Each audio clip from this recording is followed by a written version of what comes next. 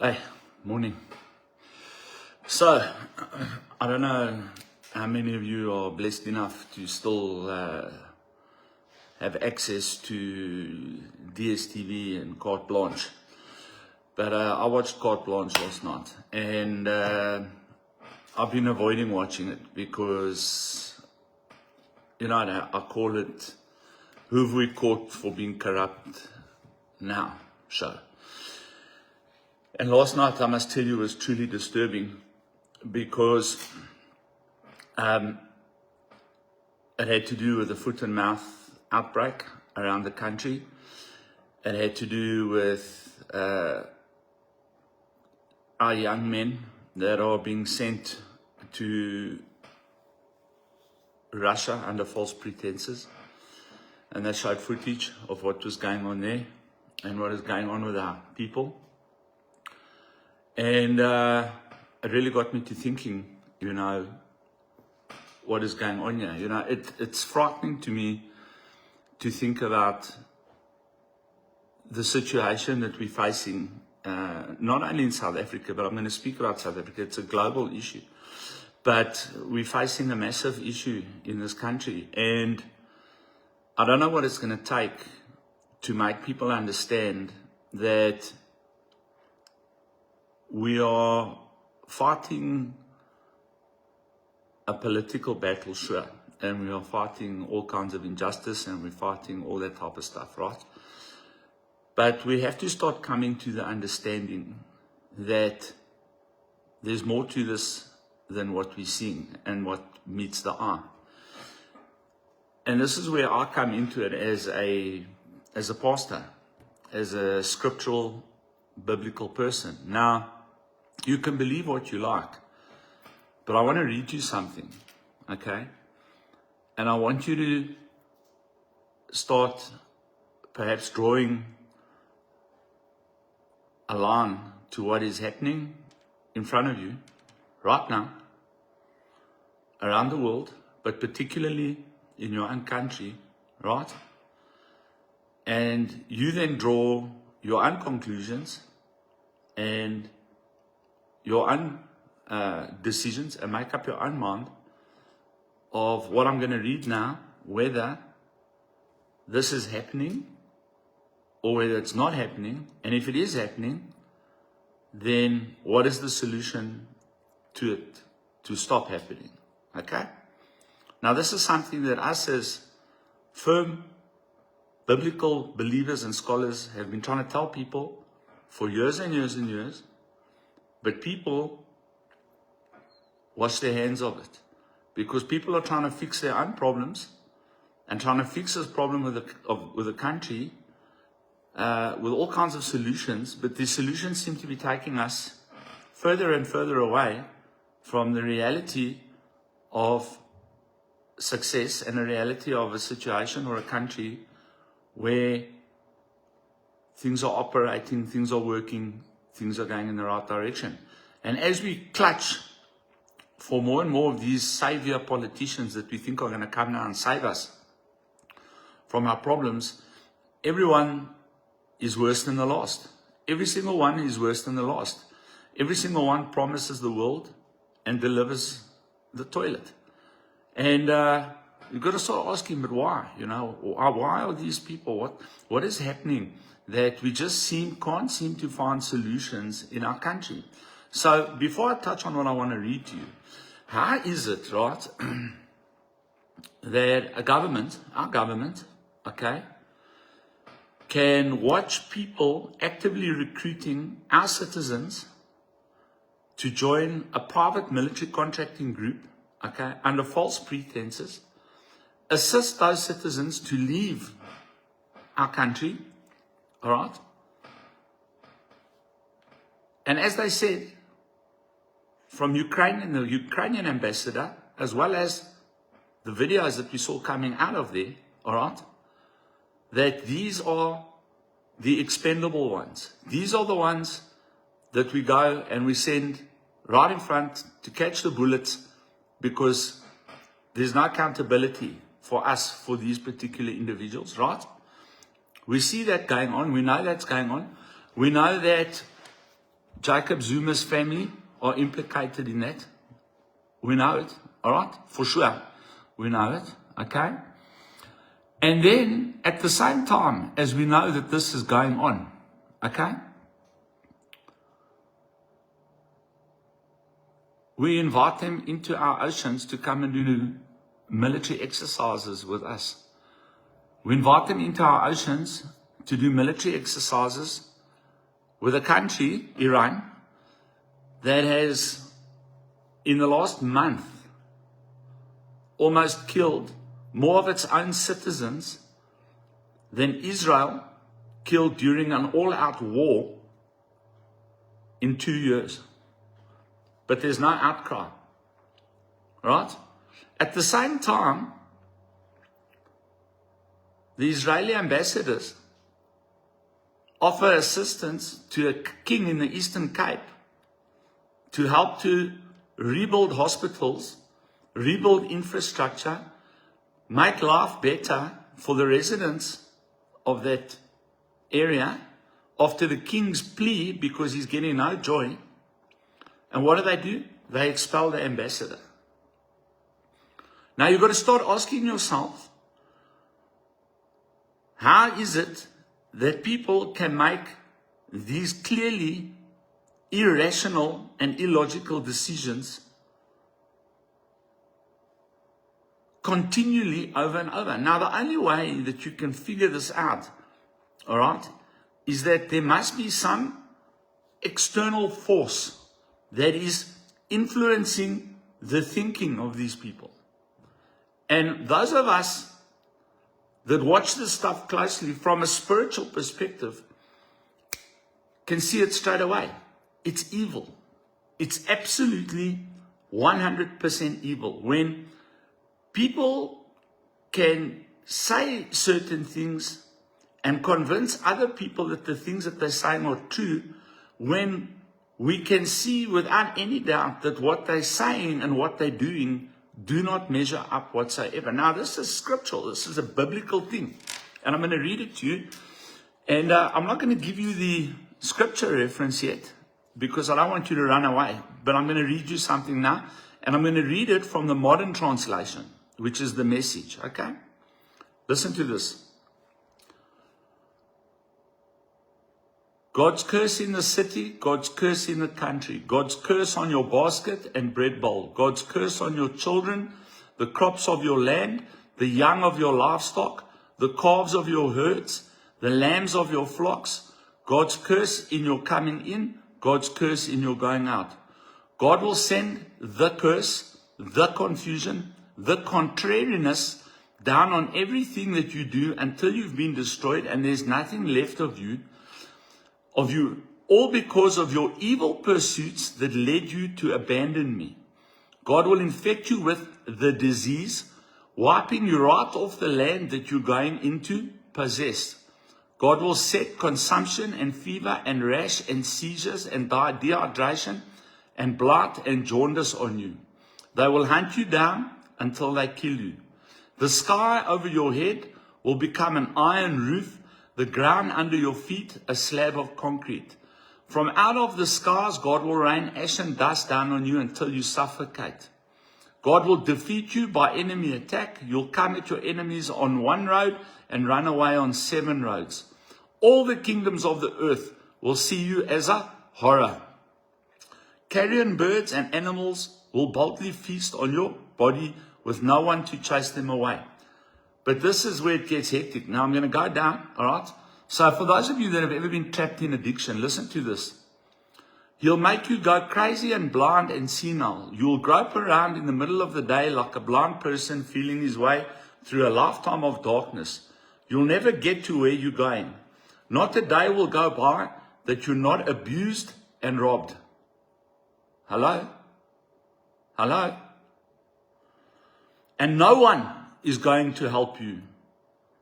You will get engaged to a woman and another man will take her for his mistress. You'll build a house and you will never live in it.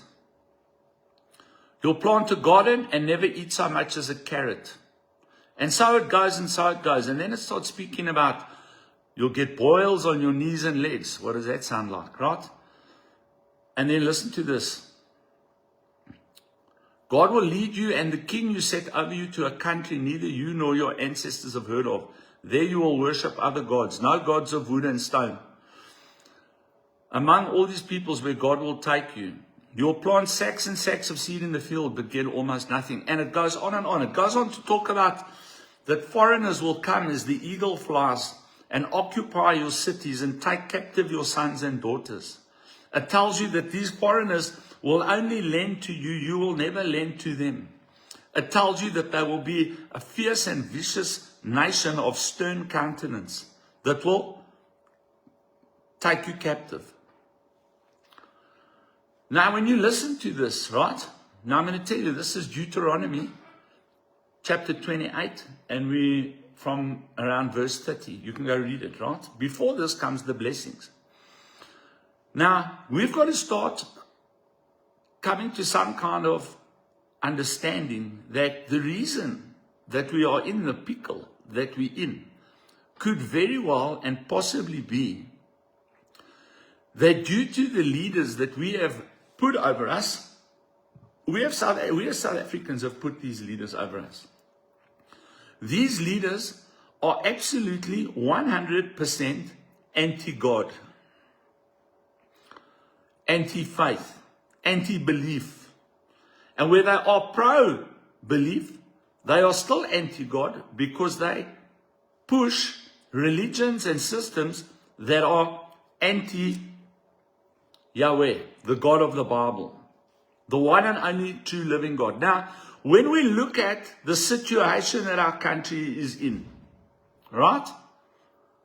Does it look like the majority of people in this country, along with all these diseases and sicknesses that our animals are getting, and the bird flu, and the foot and mouth, and the fact that there's no water, and the fact that the water that there is polluted, etc., etc., etc., does this not strike you as possibly that we are living under a curse of the Most High God? Because it doesn't matter who says what and what they promise us they're going to do. It's just getting worse and worse and worse. And it's predicted and it's foretold and it's prophesied that any nation that turns its back on God is going to go this way. Now, let's look around Africa, right? We have certain situations in Africa where people were notoriously anti-God and their countries collapsed. But as things have been progressing, a lot of these countries have turned back to God and back to a godly system of running things.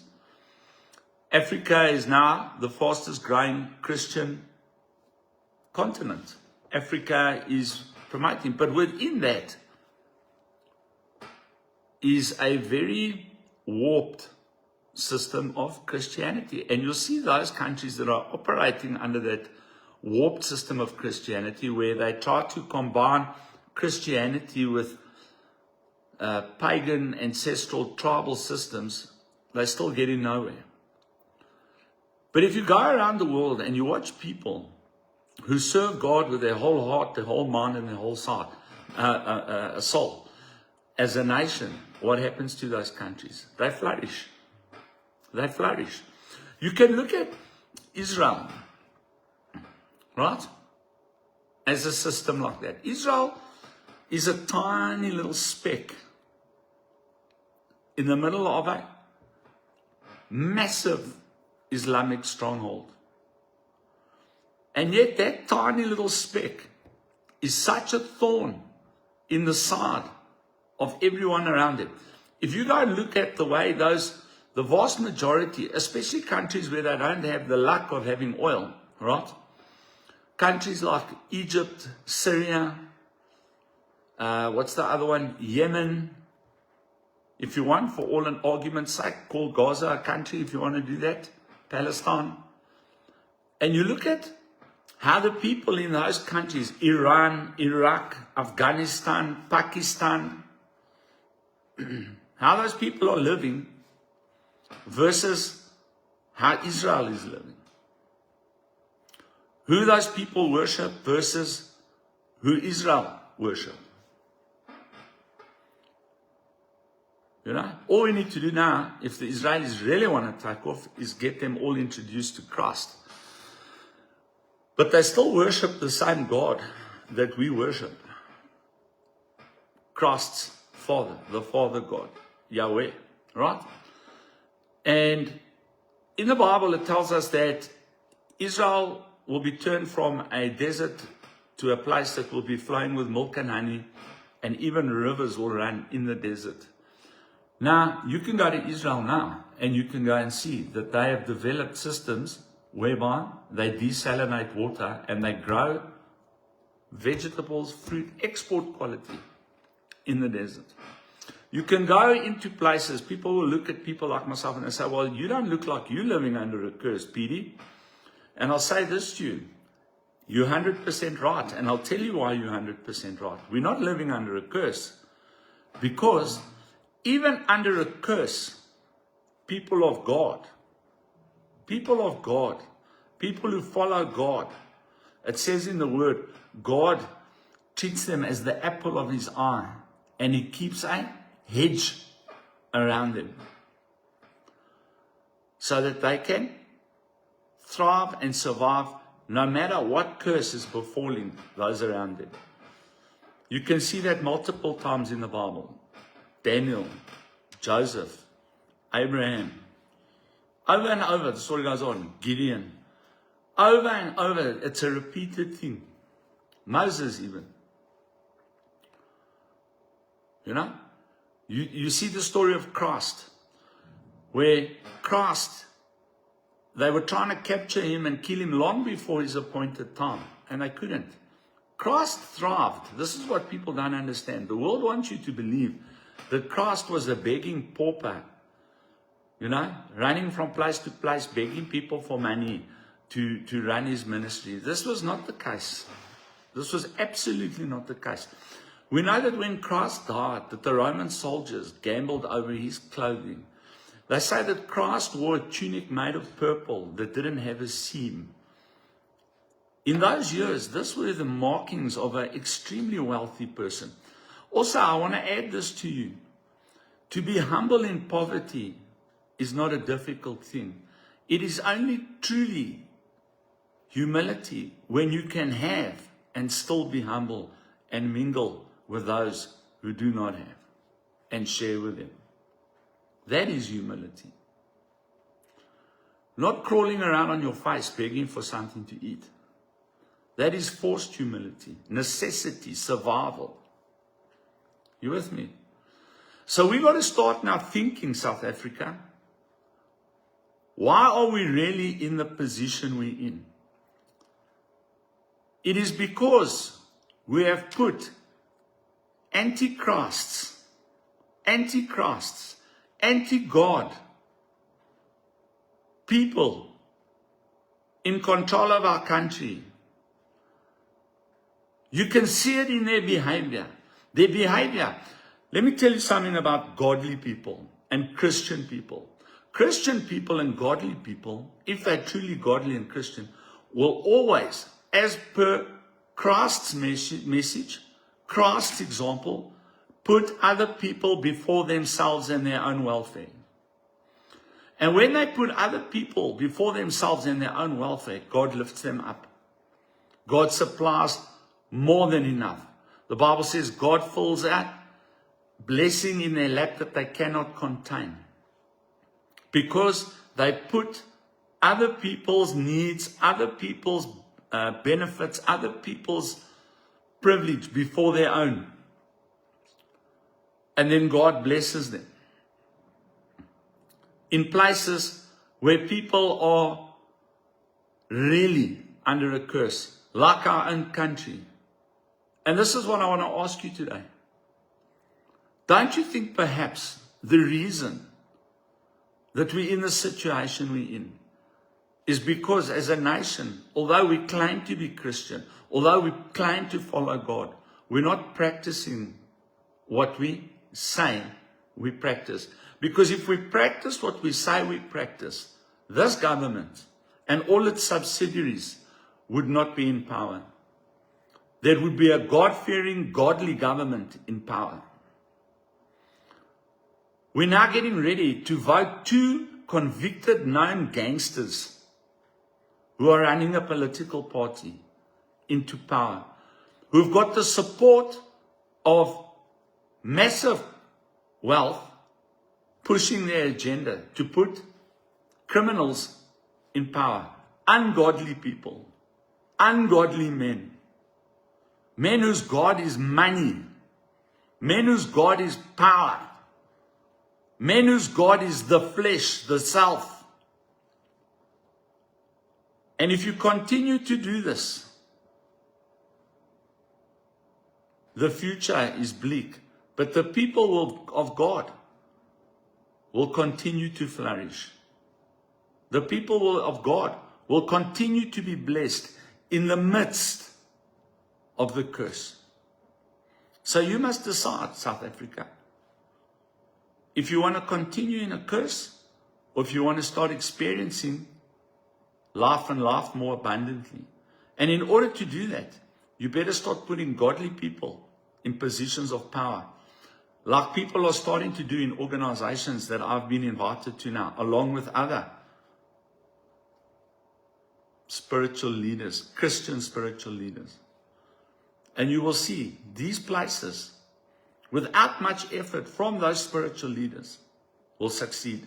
They will succeed because we put people before ourselves, because that is the example of our King, Jesus Christ, who put the whole world before himself. When he said to God, please, Father, I beg you, take this cup of suffering from me, but not my will be done. Let your will be done. And when you start living like that, we will step out of this curse.